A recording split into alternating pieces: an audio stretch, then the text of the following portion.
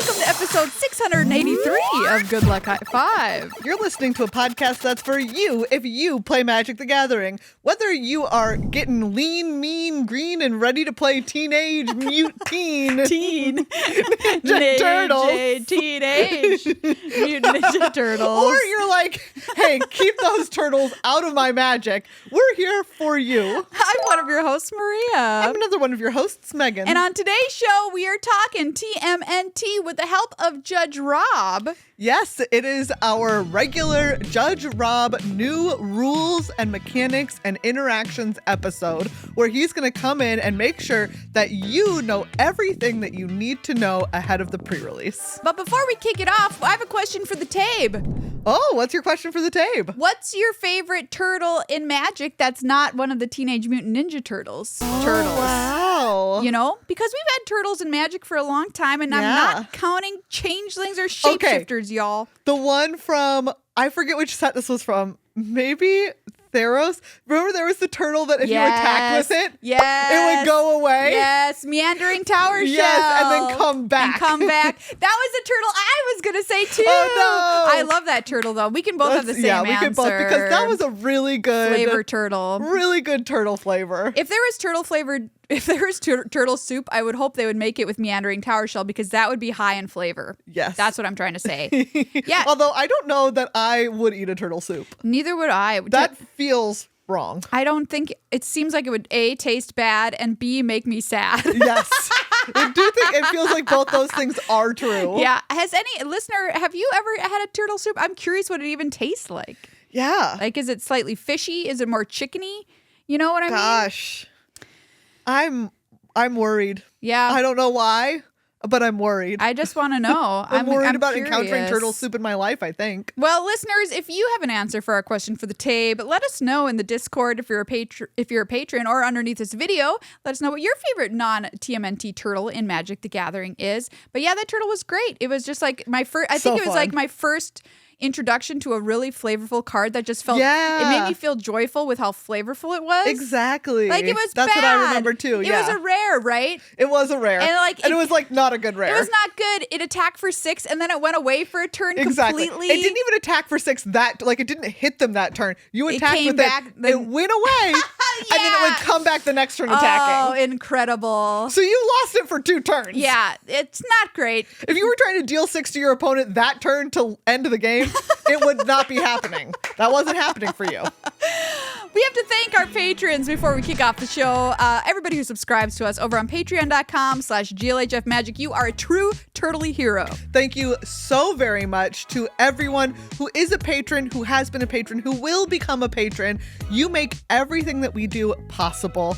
And we know that the economic times, they be what they be. They be being tough. They be being tough. And so if you're able to contribute right now, it's really meaningful to us because it lets us keep doing the show even for people who aren't able to contribute right now. It doesn't matter. We're here for everyone.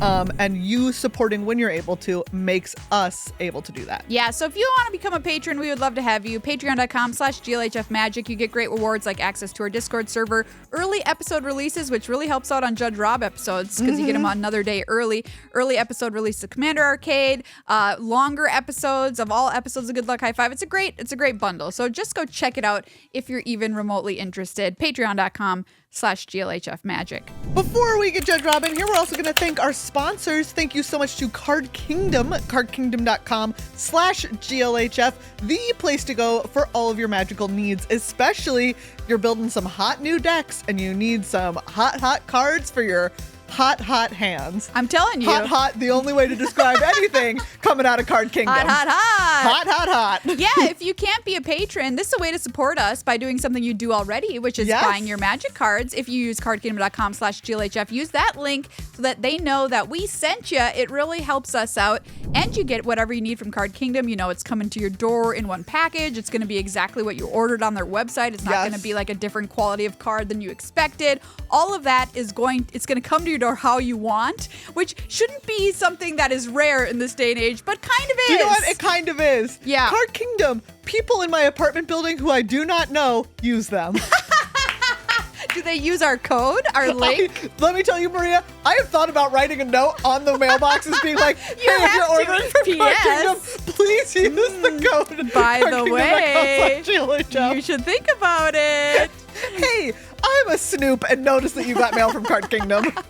You know, Super Shredder, like, can I just say, I think that's a sweet commander card. Yes. And I think people are interested in it. Yes. And if you're going to get one, get it from Card Kingdom. Very true. Yes. Thank you as well to Dragon Shield Super Shredder. If you are going to build a commander deck, put it in a Dragon Shield. Absolutely. I mean, look, if I'm spending money on these cards, if I'm tricking out my commander deck, which I do have one, which is in its process of being tricked out, I want my cards to be protected, and the best way they're going to be protected is in Dragon Shields, full stop. It's just the best sleeves you can use for your cards. And they have so many great colors. I was just today I was packing up some cards for Camp Cardboard. Camp Cardboard 2.0, get excited. Which is happening again. And I was like packing up a deck and I was looking at the cards. I was literally just looking at the sleeves and I was like, this color is so good. I know. Like it was literally, I was just like, this is good. Do you know what color it was? It was the one that's like, it's one of the newer ones from the past couple of months. It's like the pale green one. Oh, beautiful. Really good. It's like not quite a That's mint Megan green color right there. Oh, it's so good. My favorite color is magenta. You can find that on their website. Yeah. They also have great art sleeves. And by the way, you can match your sleeves to your playmat. And if you're like me and extra, hey, Dragon Shield's got your back. You can be extra all you want. Just use code GLHF at checkout to save yourself 5% off your order. Welcome to the show, Judge Rob. Hello. Yay. Judge Rob, thanks for being here. I am excited to be here. Are you a Turtles fan? So, I'm a casual Turtles fan. Yeah. Like, I watched I watched the movies when I was a kid. I watched the show when I was a kid. I read a few of the comics, not a ton. Like, I played a lot of the video games. So how are you feeling about this set in general? Because there's some haters out there, and there's also some lovers out there, some 80s babies. Where is Judge Rob at? So I view everything through the lens of a Magic set. This feels like a reasonable Magic set. I wish it wasn't set in New York. Well, I mean, we've got the New York block coming up because we've got Spider-Man, this, and then Marvel Heroes. And Marvel Heroes, yes, I want it to be a little less real. Like the goofiness is great. Yeah. The hey, we're gonna make everything about food. There's a pizza mutant. Like great. Dimension X stuff, great. New York City, bad. New York City is the thumbs down. That's a thematic thumbs down. Like the idea of a New York block is just it's very funny to me, and I can't wait for someone to put together a New York draft where it's those three sets the New York together. Judges Discord has been planning this already. Oh, have they? Okay. Classic. Jen has been on this for 4 months or 5 months. They always say if you've got an idea, it's not one that a judge hasn't thought of first.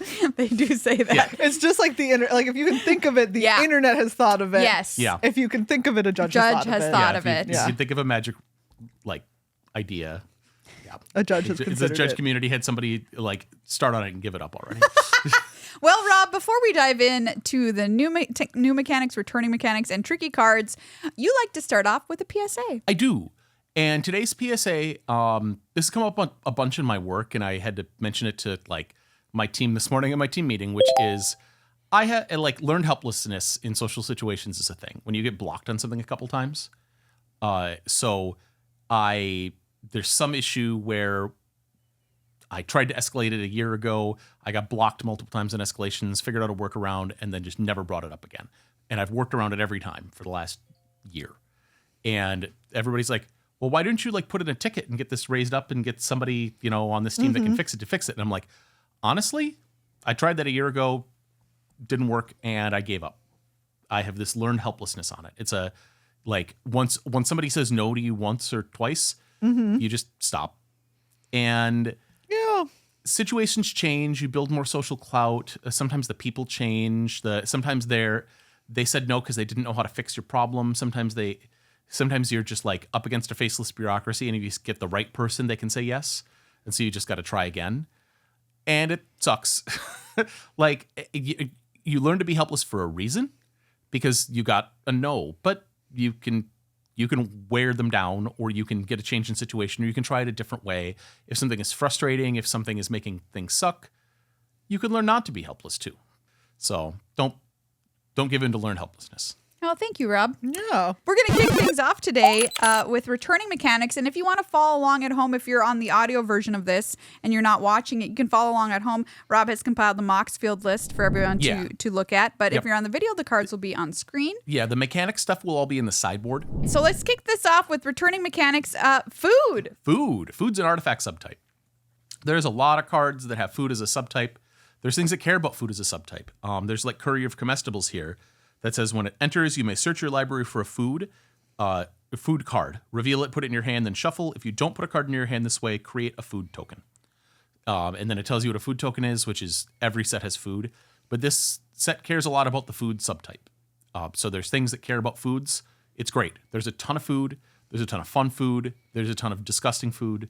There's a ton of surprisingly like... I don't know what you're talking about, Rob. Yeah, it all Megan looks deeply has no edible. idea. There's a mix of disgusting and really like, actually, maybe I should try that kind of food. I know. Tyler is way too interested in some of those pizzas. The mushroom and guac pizza, I assume? Yeah, probably. Oh. The spicy oatmeal pizza, he said. I think that spicy... I'm That with should be Tyler fine. on spicy oatmeal. That should be fine.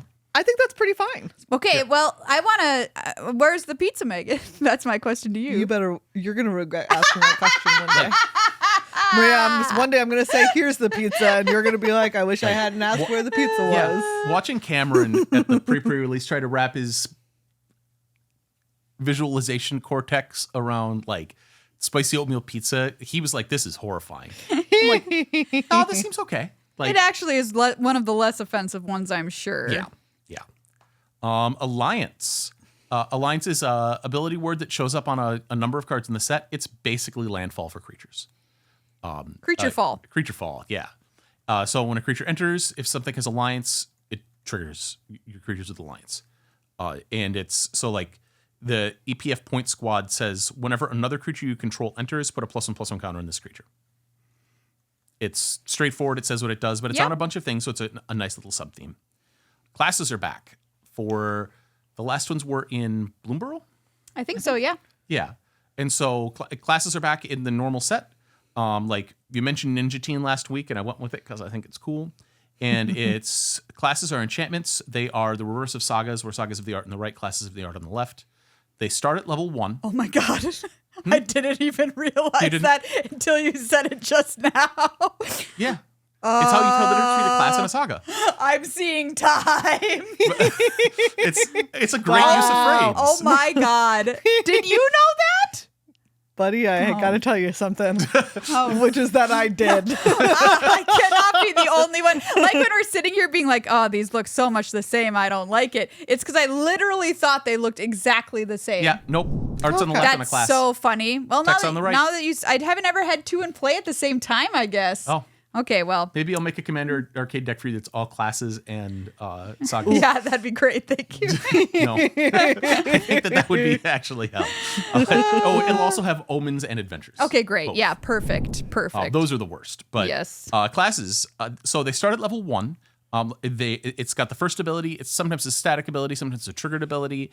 Like Ninja Teen says, whenever a creature you control leaves the battlefield, each opponent loses 1 life. It always has this ability. As a sorcery, you get to pay the cost to move it to the 2nd level.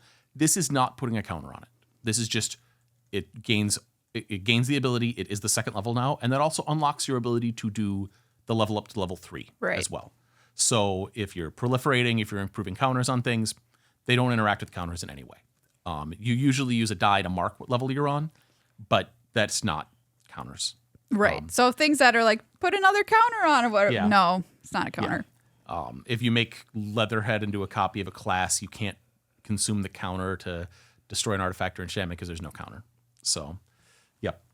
All right. How about new mechanics, Rob? Yeah, the new mechanics. Sneak is the big one, the headliner. Ninjutsu 3.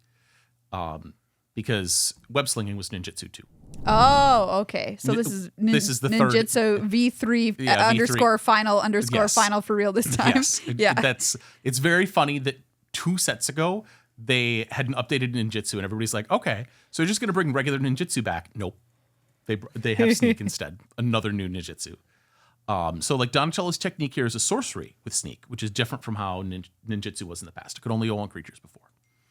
And sneak is, you may cast this for its sneak cost if you also return an unblocked attacker you control to its hand during the declare blocker step.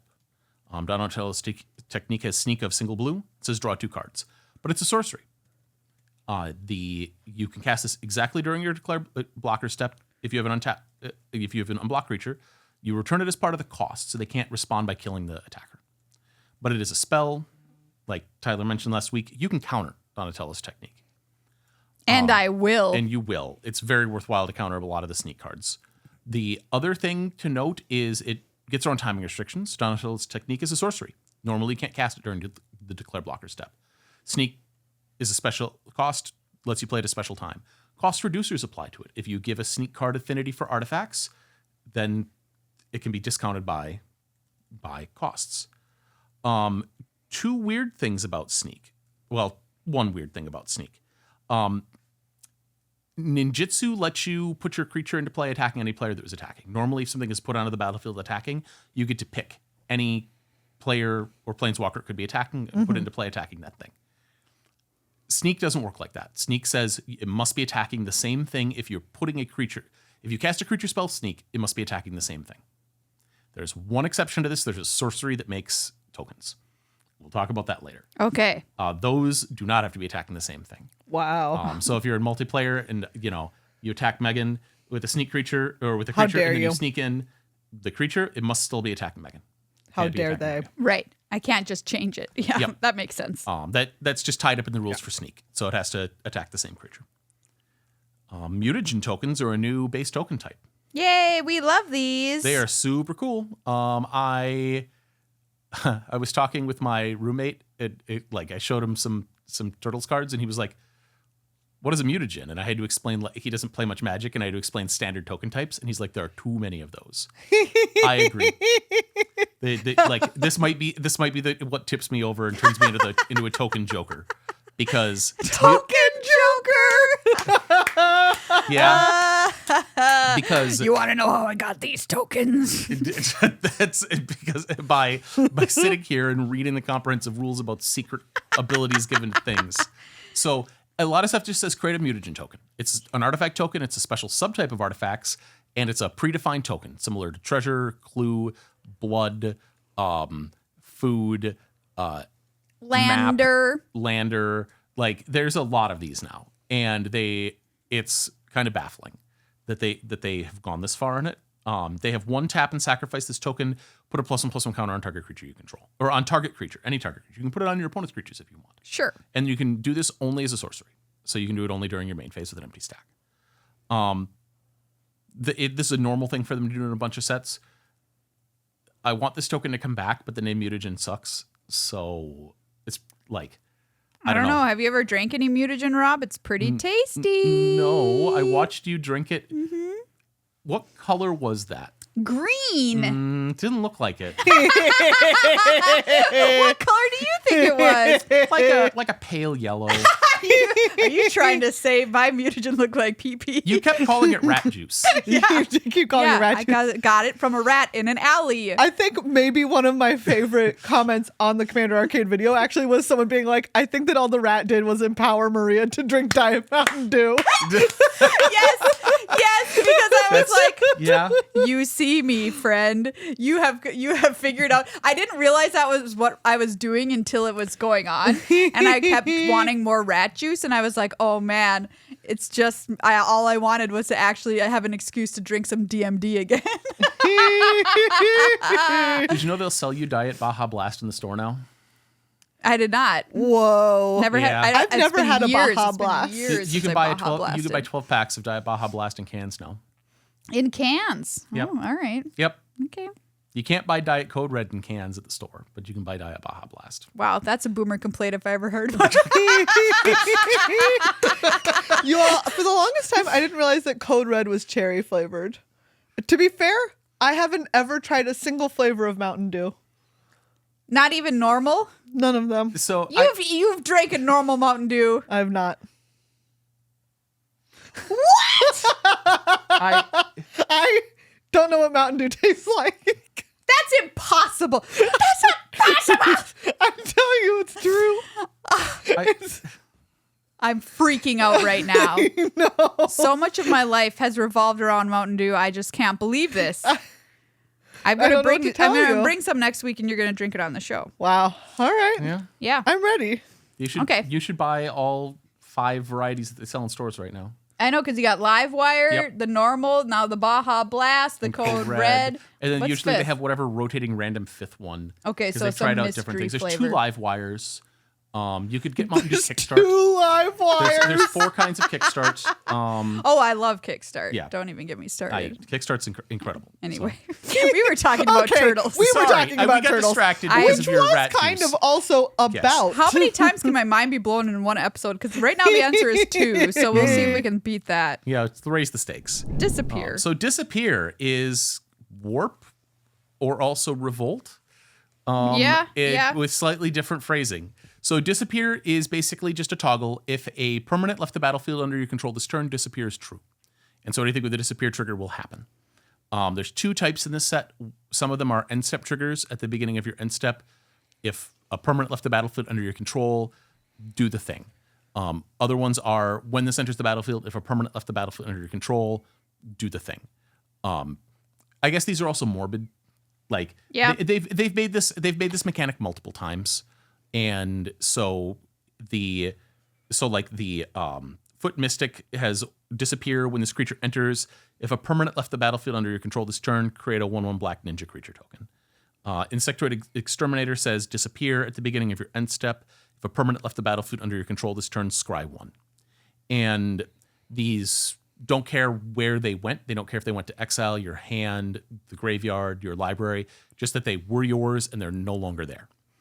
And it's very straightforward. They all say what they do, but it rewards you for ninjing, and then they wanted a flavorful name for it. Yeah, and of course, with your mutagen tokens being sacrificed too, this will trigger Disappear. Yep, mutagens, sneak, trading in combat. The pre-release, there was a lot of like, make an attack that's definitely going to go badly for me so that I could set up a Disappear trigger. Wow, that means it must be pretty powerful. Well, specifically it was Shredder and Krang that like lets you play a card off the top of your opponent's library for free. Sure. Yeah. And, like it was they were like, make an attack with 7 mana up. The opponent's like, oh well, I'm gonna block to kill your thing. Okay, my thing dies.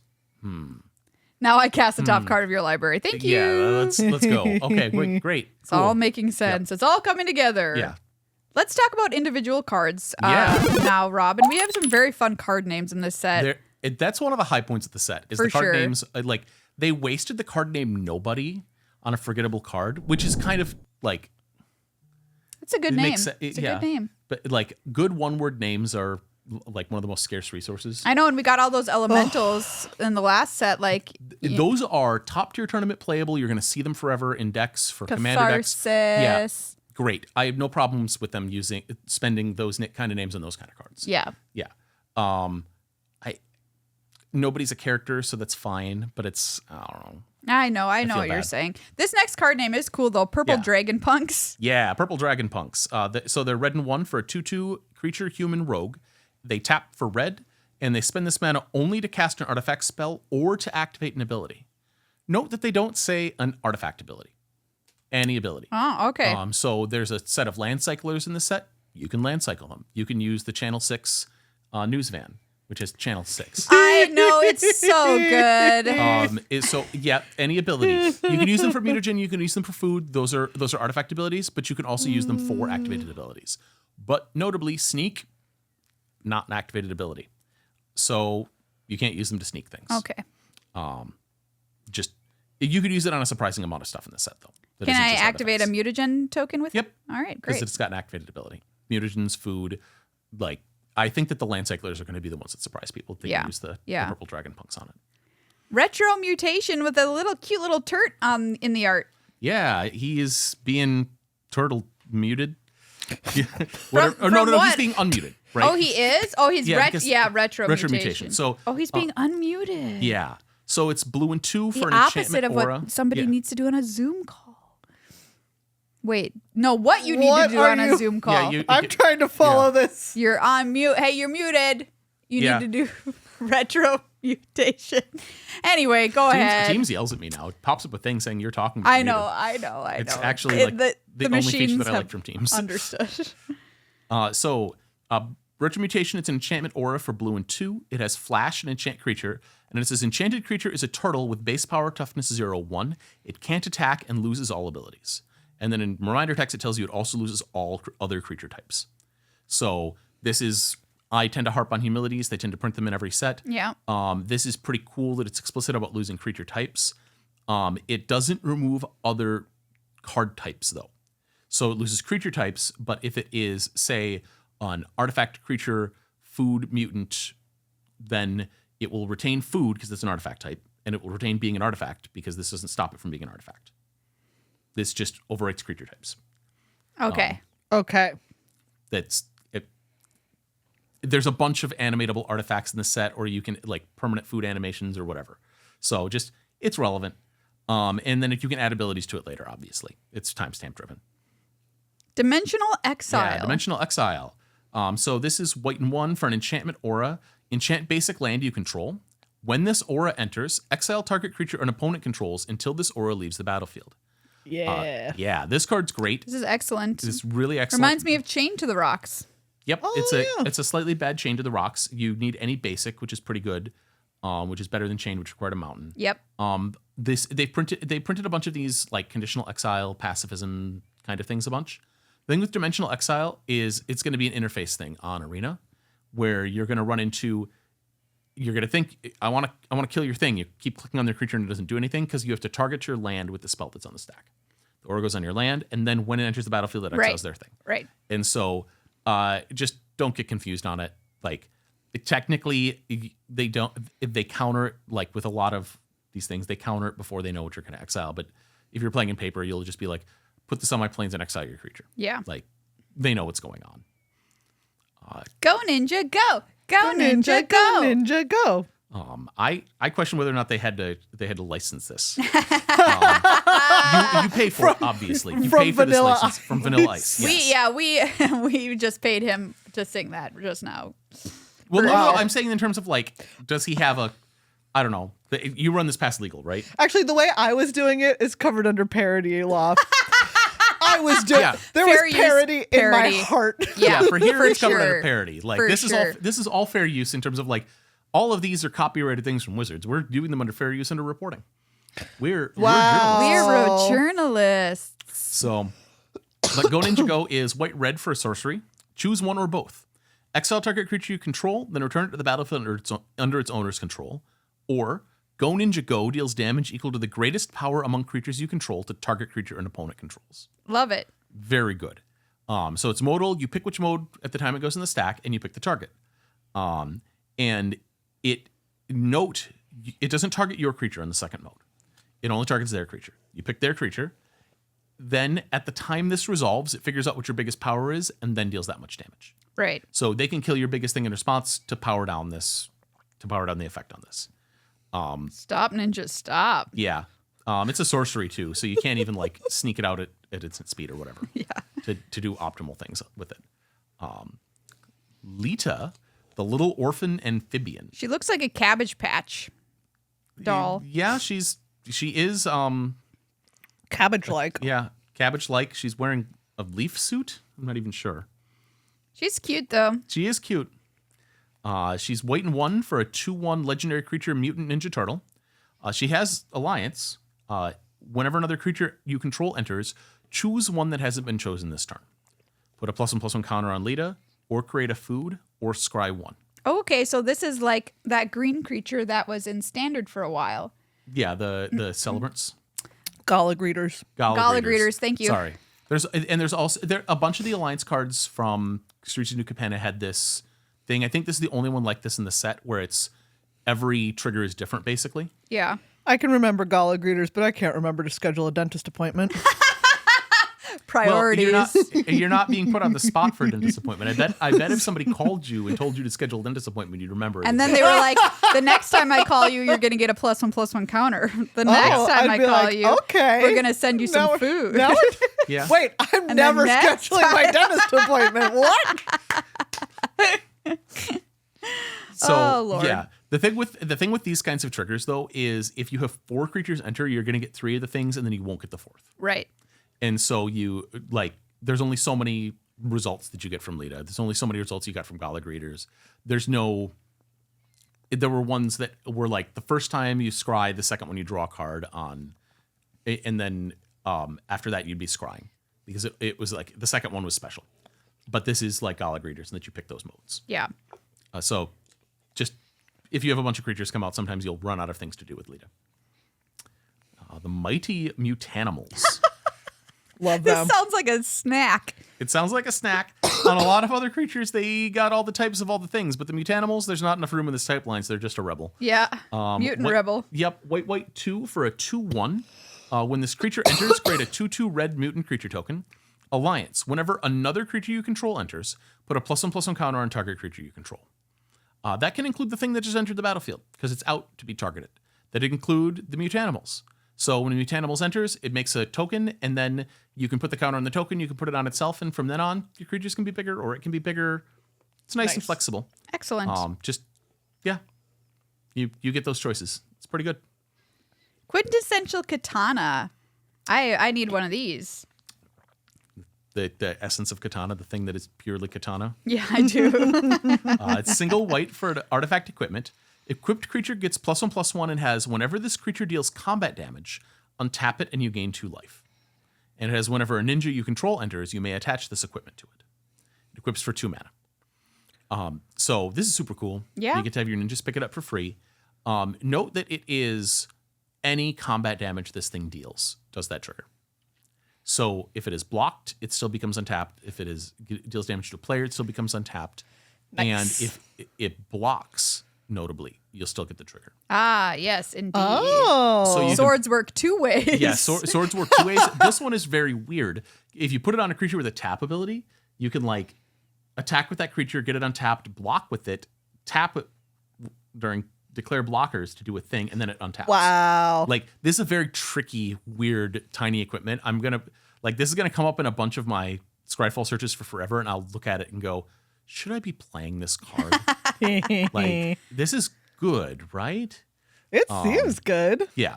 And so just be aware that you're going to get 2 life all sorts of random times. It's got the other thing with the ninja you control enters is when you sneak in a ninja, a lot of the tokens are ninjas, a lot of the sneak cards are ninjas. Like, you just get to pick up a katana for free on your way in and then untap so that you can block after sneaking. Could you be like, if it's someone else had the katana, you could be like, just kidding, now I have the katana. Yes. Yeah. Yep. It's just activating the equip ability. It just moves it from thing to thing. It's very cool. And it is optional to move it to a new ninja. So if you like it on your current ninja, you can leave it where it is. Nice.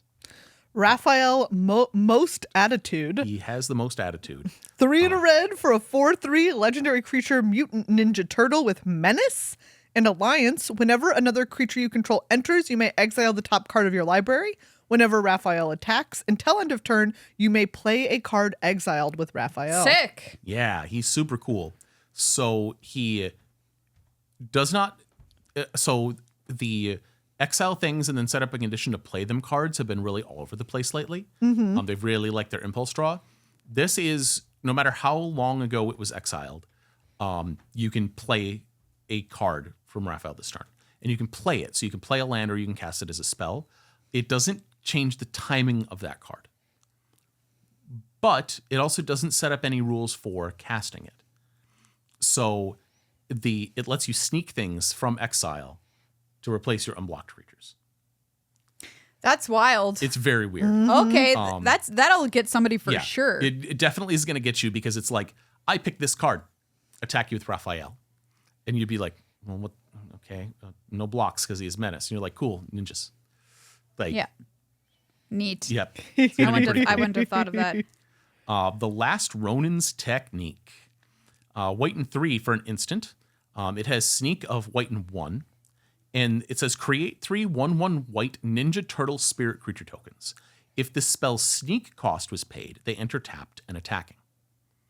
So this is the oddball one. It is sneaking that looks like it's making a creature, but it's not. It's creating these tokens.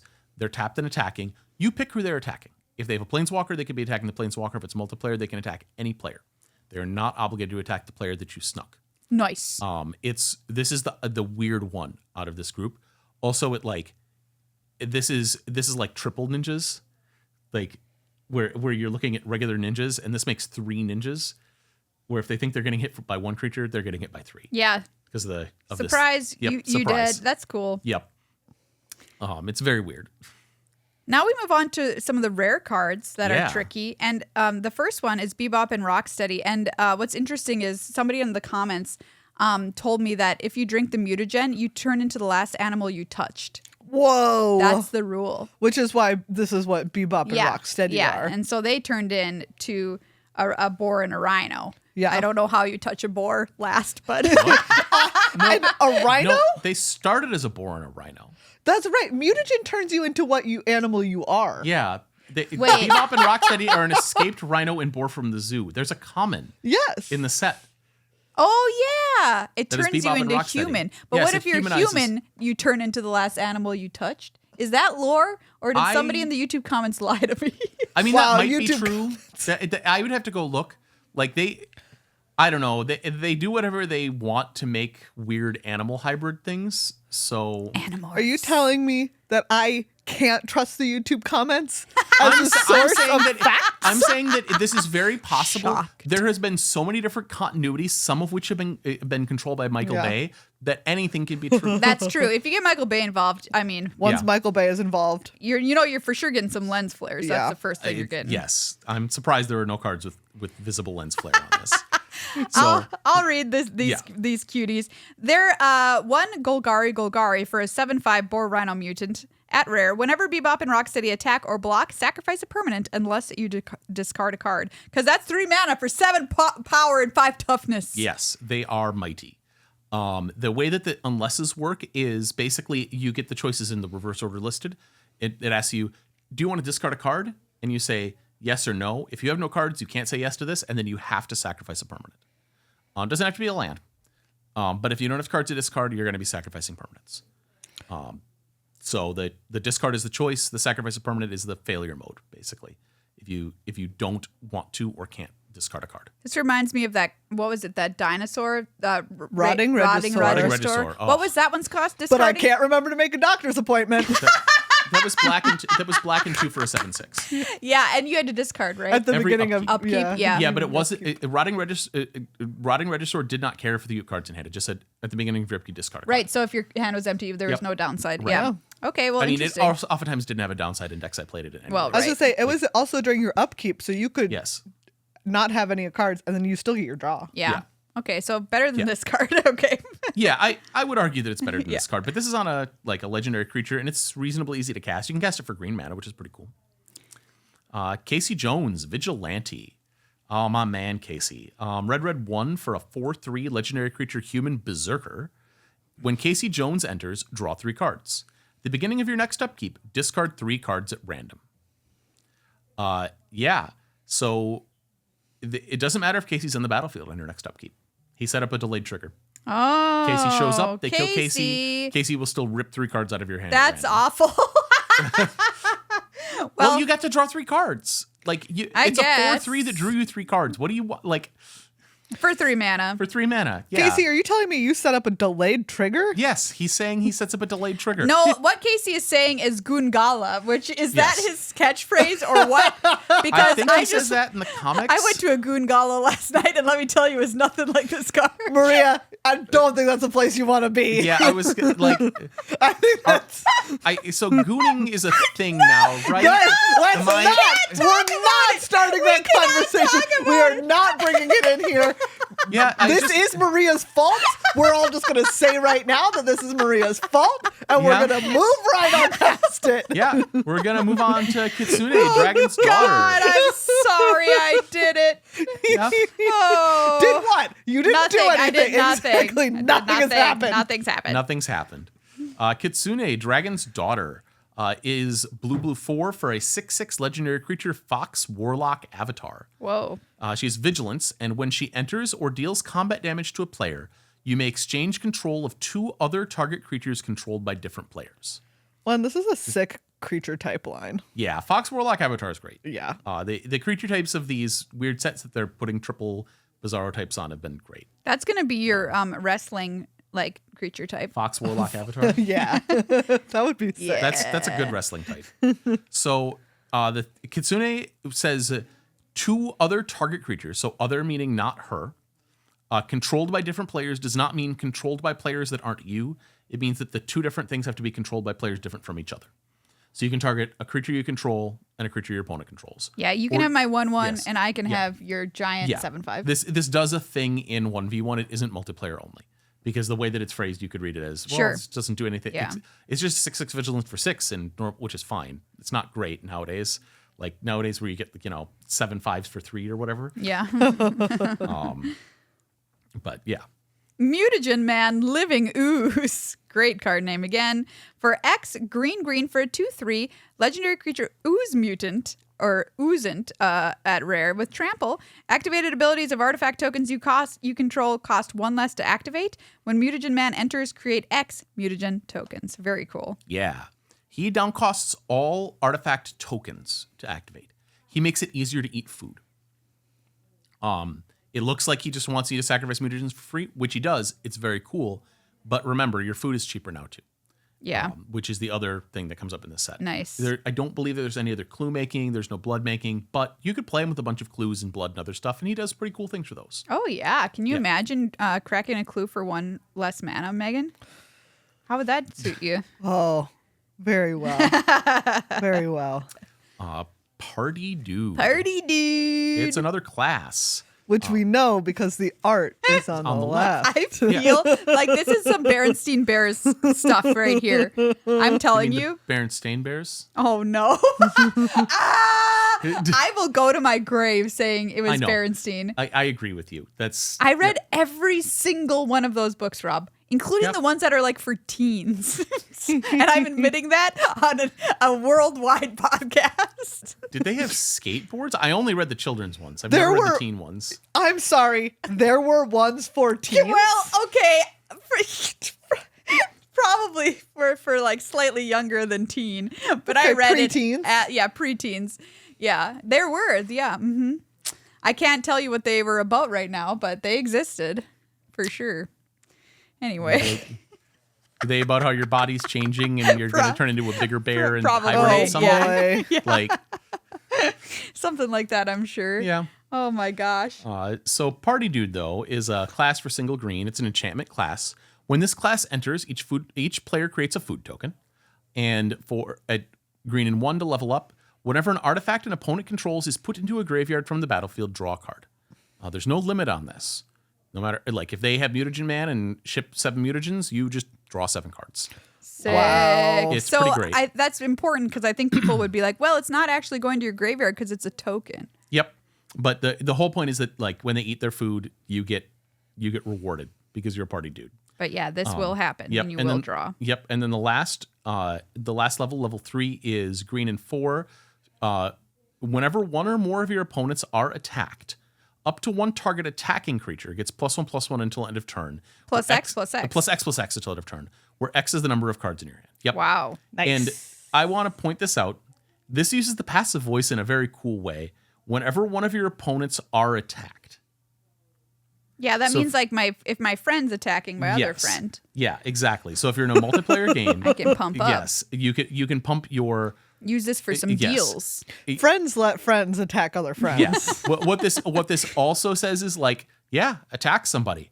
I'll make it better for you. Yeah. It encourages everyone to attack all the time. Yeah, don't attack me. If you attack Megan, for instance, I'll give your creature +5/+5. Why am I the for instance here? Well, I'm just it's kind of like wondering. It's just a hypothetical. Yeah, I guess I'm just like hypothetically wondering, like if hypothetically we wanted to talk about someone else. Yeah. Well, I don't know. I feel fine about here it. And you're. Oh, okay, sure. Yeah. Interesting. I can't remember to make dentist appointments, but I can remember the people that are in the room. So. But I can remember to attack Megan. Yeah.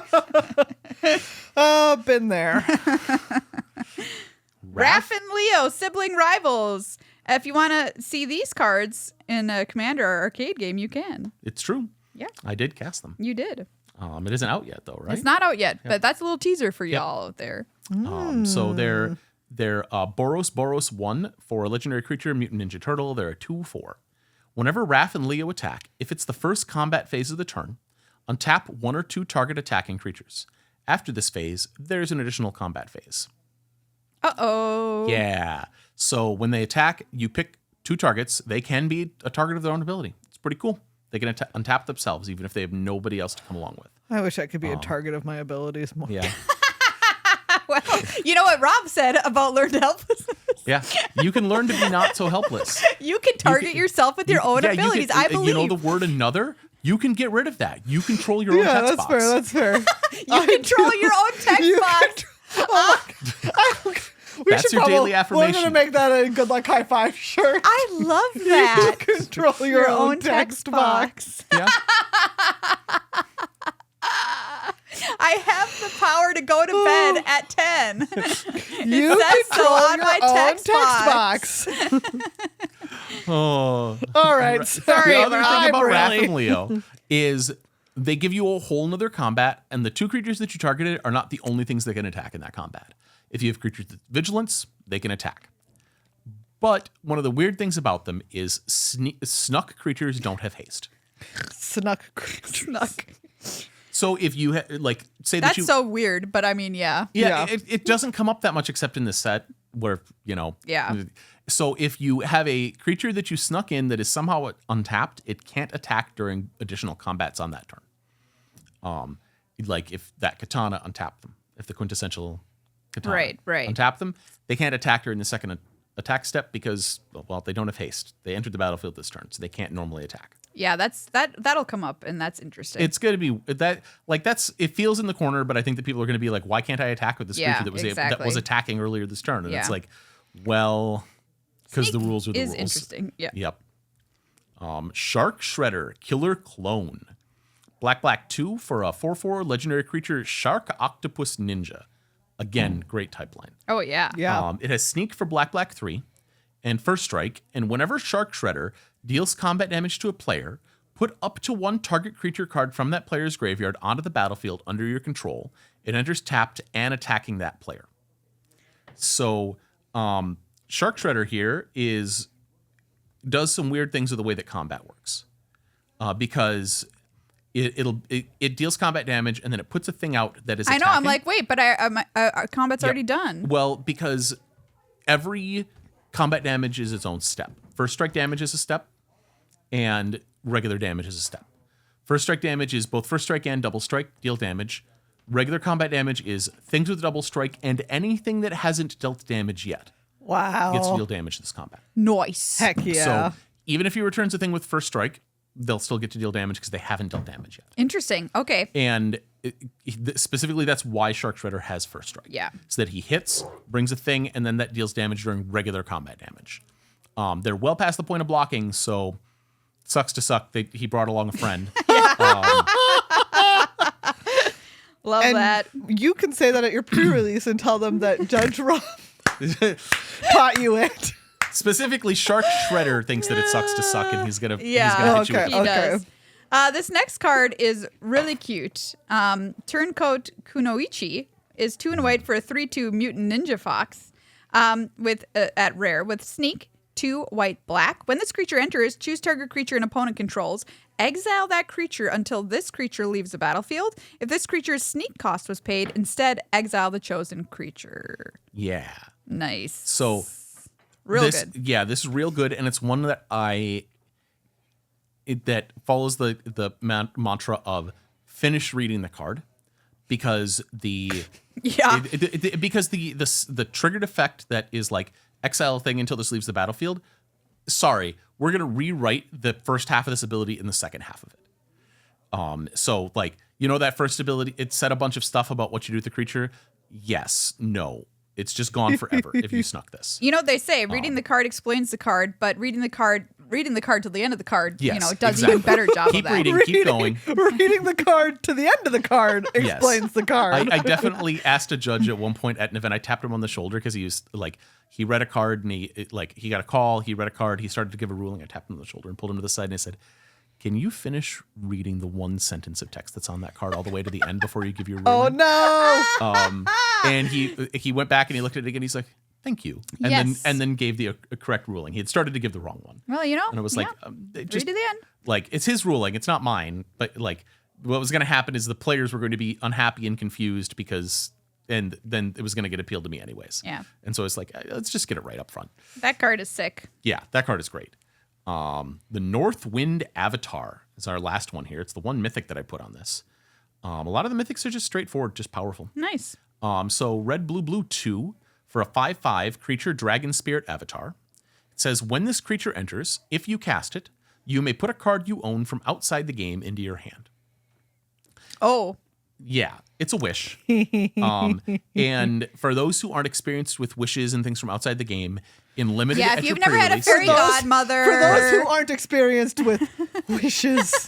Yes. If you've never had granted the adventure from the Fae of Wishes. Yeah. Like if you've never cast Wish, if the spell from Baldur's Gate, it's from a commander set. No, it isn't. It's from that was a standard legal card, right? Wish? It's in Modern. At some point.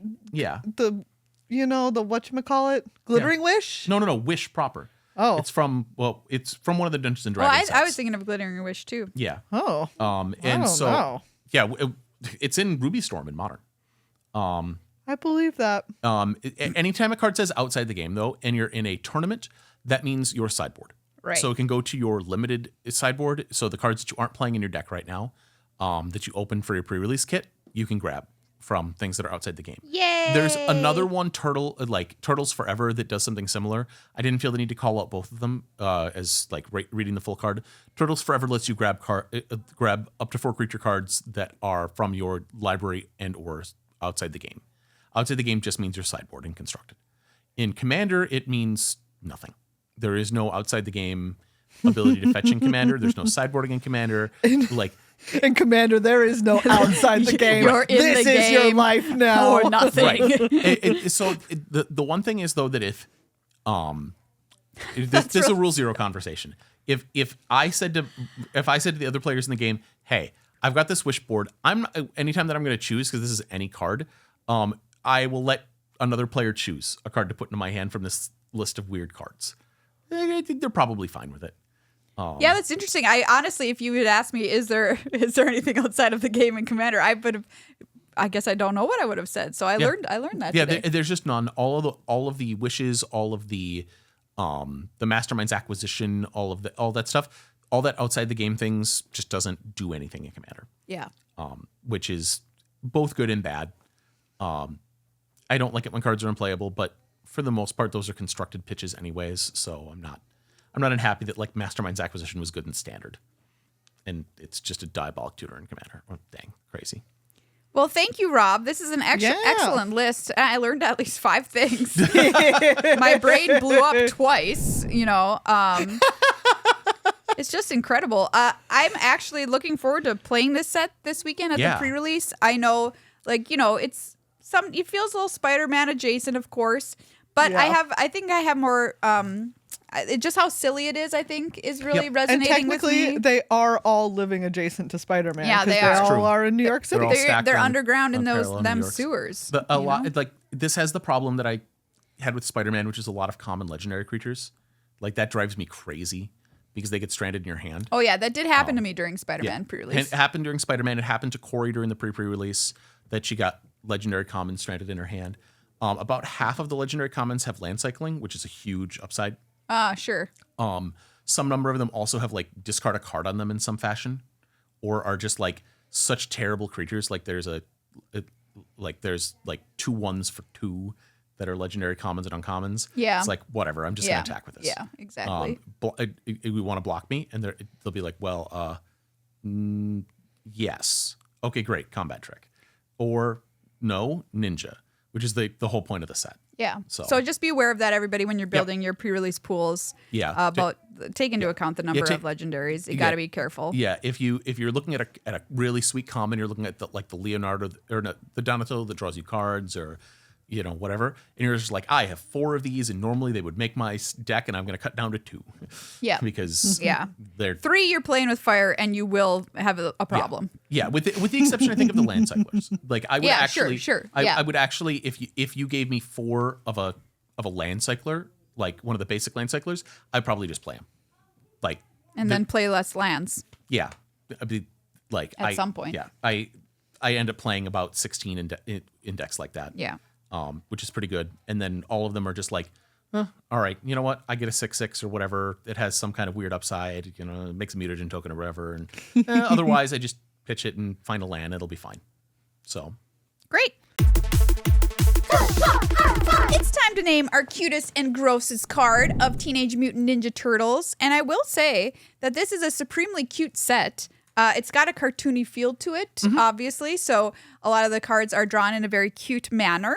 So we've got a lot of contenders here to be on the list. The first one that I'm going to pull up is Feather-Brained Filcher, which is a little O2 bird with flying. And when it leaves the battlefield, you create a food token. And look at him. He's such a derp. He's total derped out. He is. He's way better than that pigeon that I liked in Spider-Man. Really? Oh, Rob likes this. You like that pigeon better? They're both stealing a hot dog. Yes, I agree that they are both stealing a hot dog. Stealing a hot dog is not my objection to this creature. Oh, you don't think he's cute? I'm with Rob on this one. All right, that's fair. I don't like this guy. I'll tell you that, I knew it would be controversial. I can understand why a person would find it cute, but no. I also put Little Orphan Amphibian, who we've already seen on this list, because she just looks like a little Cabbage Patch Kid doll. And as established earlier, I am a child of the 80s, so she does have to be on the list. I'm going to say some things are pushed because in this cartoon environment that can happen. And I want to say Prehistoric Pet is pushed to a limit I've never before encountered. Yeah, I agree. Yeah, that card is wild, like over-cuted. This card looks like a Pokemon card. That's how pushed it is. Yep, I'm with you. Way too cute. I won't accept it. I just, frankly, I won't accept it. And the name of Prehistoric Pet, because they say the name of it is... Oh, like its name in the lore or whatever? No, yeah, it's in the flavor text. Oh, what does it say? As far as I'm concerned, pepperoni is one of us. Pepperoni. Yeah, this is pushed in Get every out level, of here, right? Pepperoni. It's a very cute name, but get out. It's a cute name, but again, I can't be bought. This pepperoni. is made in a lab. I can't be bought. Right. I'm gonna give you the next cutest card, which you might disagree with, which is Buzzbots. This is 1 in a blue for a little 1/1 flying vigilance. When this creature dies, draw a card. It's a robot insect. I think it's cute because instead of wings flying down the alley, it's got a little helicopter like on top of its head that's propelling it. Like bzzz. That's cute. I think that's cute. I'm okay with that. That's okay. Cute. I like bugs and I choose them occasionally. So I want to just give that caveat. This card also pushed, but in a more of a comedy way, so I don't hate it, which is Crustacean Commando. This is a crab mutant soldier 03, because a crab. When it enters, you make a mutagen token for 1 in a blue. And he just has a great moustache. And so I'm a fan of great moustaches. So yeah, he's going to go on the list. So I'm going to give him a pass. I think there was comments in the Discord that were like, shouldn't this be a homerid? Did we get rid of homerid? Oh, yeah. It shouldn't be a homerid because homerid is specific to the Fallen Empires, in Magic. I don't know why there's a homerid in Outlaws of Thunder Junction. Don't at me. It's inexplicable. Don't you homerid purists. Don't at me. Yeah. Don't at me. I actually think that was a weird callback. Like, I'd rather have it in Commander. Fugitive Droid is next. Another pushed card, which is a robot scientist, a little 1/1. These are all blue. It can't be blocked if an artifact entered the battlefield under your control this turn. Blue, sacrifice it. Counter target spell that targets an artifact or creature you control. That's kind of a cool ability. But this little robot is being chased by those punk animals from earlier that we met. Oh, I think that those are Tricera whatevers, right? I don't know.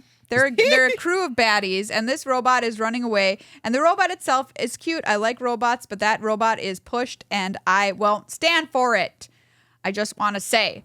Another bug that's got a job, and I like a creature with a job, is Sewer Valence Cam, which is another great card name in the set. Yep. Another great single name. blue. What the heck? For a little flash artifact, when it enters or leaves, you can tap or untap target creature and then pay 4 to sacrifice and draw 2 cards. Anyway, he's a bug with a job. He's got real cute antennas, and he's just kind of looking, He's filming. You're on candid bug camera. He will watch.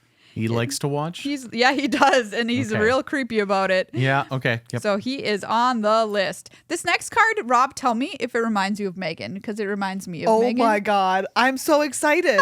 I know what card I hope it is. Okay, because the card is Guac and Marshmallow Pizza. That's not what I was anticipating. Like this little guy, he's like, yum, yum, yum, yum. I'm eating this pizza. Do you know what? I don't know. I'm really touched. I don't know I'm why. honestly really touched. I can't explain it. It's because this is a photo of me.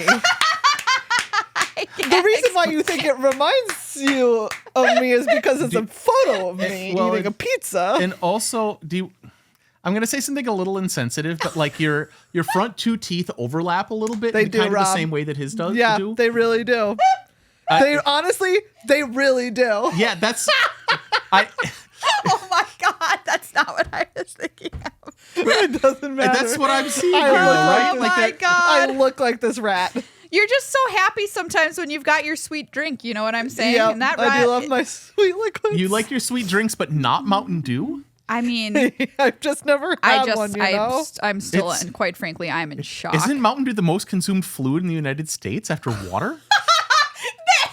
No, that cannot be true. Sorry, If just it have is, to pause and Google what is the most consumed fluid in the United States. I am getting off Mr. Bones' wild ride. It's probably coffee, actually. Yeah, But no kidding. Consumed. Oh, I'm going to keep going while you Google that because this list is long. Frog Butler, get on the list. I love this little Frog I Butler. thought that was going to be your winner. He's real cute, isn't he? He has a job. He's very close to winning, Rob. I'll tell He you has that. a mustache and a job. I agree.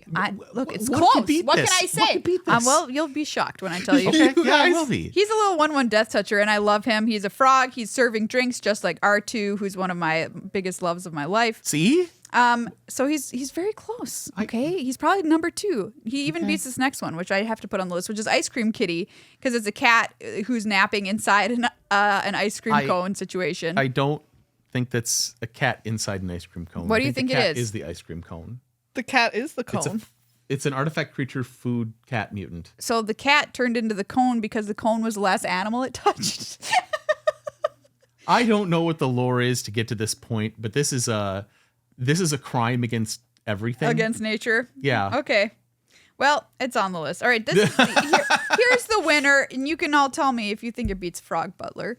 But this card just got a real reaction out of me when we were playing it in our Commander games. I just loved it, which was the Ooze. This is a rare legendary artifact that has all the baby turtles playing around in the ooze, and they're very cute. I think that, again, this was made in a lab to be cute. You think this is pushed? I think this is pushed. Yeah, I agree with you. It is pushed. I don't know. It's pretty, like the one on his back. Yes. That's what I mean. A push card finally got me, Rob. Yeah. I knew I couldn't hold out forever. Okay, I have to give justice to my cutest card, Yeah. which was the one that I was hoping reminded you Oh, of yeah, me, yeah. What is it? which is transdimensional bovine. Oh! I think that card is cute, and I think is that very card cute. looks like me in you an have emotional way. You have the piercing? It has the piercing, and this is the one comic that I did read. Like, they got shipped around the multiverse. Do you want to know what the route to doing that? Like, this card has nothing You're to do telling with me what this it does in doesn't the look comic. like me? I'm saying it looks like you. It's I know. very I'm reasonable. gonna, Maria. I guess I could see it now that you say it, but right? I There's something about this. it doesn't even have the piercing. I Oh, know. Okay. Yeah, There's it's a giant disembodied cow head that it licks you up and then spits you out somewhere else. Oh, that's cool. Like, And that's anywhere in the universe. That could be my your text dream box. job. That could be Yeah. your text box, Megan. Yeah, I don't know why it's just a creature that makes mana, but like, Yeah. whatever. Yeah. Oh, that's interesting. Well, Megan, what do you have for grossest card? Okay, I have two cards I'm going to talk about. Great. The first one is Pizza Face Gastromancer. Don't What a love name. this guy. Yeah, the card that I keep referring to, Oh, like, yes. tangentially. He's Yeah. so This gross. card is quite gross. Yep. It's a man who is also pizza, Yeah. Yep. which usually would seem like an okay way for a guy to be. But in this case, gross, bad. Yeah. Does not look great. Highly unappetizing. Agree. And well, I generally was sort of like a lot of the pizzas in this, I was like, I can give a pass to this pizza, you know? Yeah. But there is one pizza whose art specifically, I was like, no, this art is meant to make me know this pizza is bad news, and that is anchovy and banana pizza. Oh, gross. Specifically, it killed a mouse already. Oh, that mouse Yeah, there's a dead mouse in gone. here. It killed a mouse. Oh, there's a full fish on this pizza. Exactly. It's supposed to be anchovies, but that is ain't not an anchovy. That That's a ain't full no fish. anchovy unless this pizza is very It has small. not been deboned. It has in fact been defleshed. Yep. Right. And is mostly bones. And I actually think that anchovy and banana would be a reasonable pizza because it'd be salty and sweet, right? I kind of like the banana part. Like I'm interested in trying a pizza with banana on it. I don't know if anchovy would be my first pick, but I would try it. Right. You don't want a ton of anchovy. You just want enough to add a little bit of saltiness to your sweetness is what I was like how I would pitch it. Specifically the art of this. Yes. Yeah. Also makes me feel like this pizza has gone bad. The flavor text says, "Do you like penicillin on your pizza?" Right. So there's quote from the Ninja Turtles movie, right? I would like to put pepperoni on my pizza, and by that I mean that little dinosaur that we saw before. Wow. Maria straight up want to eat a dino. Wouldn't you eat a dinosaur if you were given the option? I've eaten kangaroo. Have you eaten turtle soup? No. Okay. It's on my to-do list. We'll still have to find out from somebody else then. Yeah. Oh, well. Yeah.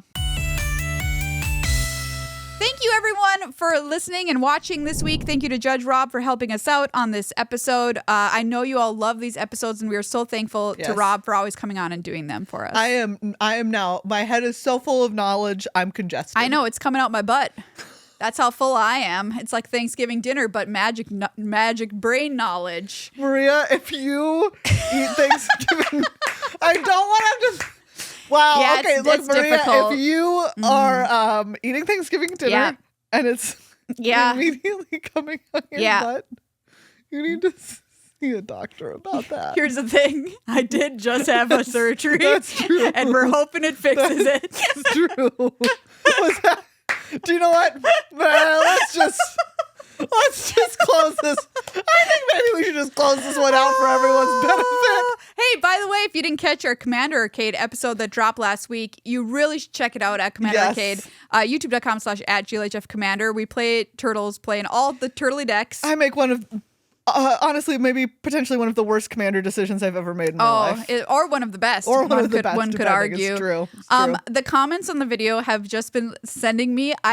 They're just so unhinged. Yes. I don't want to say what some of them are, but one of them made me laugh so hard I was crying. So anyway, you can look through our comments. They're very funny. But yeah, the video is great. We're all playing 4 different commanders. Megan plays a pre-con. And we're going to put up a new episode of that also next week. So you're going to get some more Turtles action with different Turtley commanders next week as well. So if you're into that, make sure you're subscribed and ring the bell for notifications over on our Commander Arcade YouTube channel.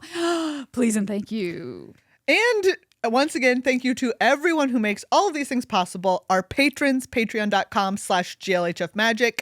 To our sponsors, cardkingdom.com/GLHF, and to Dragon Shield. Yes. Thank you so much for listening, everyone. Have a blast at your Turtles pre-release. If you're heading out, please post deck pictures in our Discord. We'd love to see them. And just let us know how good of a time you're having with the set. Loading Ready to Run did their pre-release, and they said it was a super fun limited format. So, hey, nice. Maybe some good news for the Turks there. You know what I'm saying? Yeah, and those Turks need good news after the soup situation. After they have been made into soup for generations. Stick around, producers. We got more show for you coming up.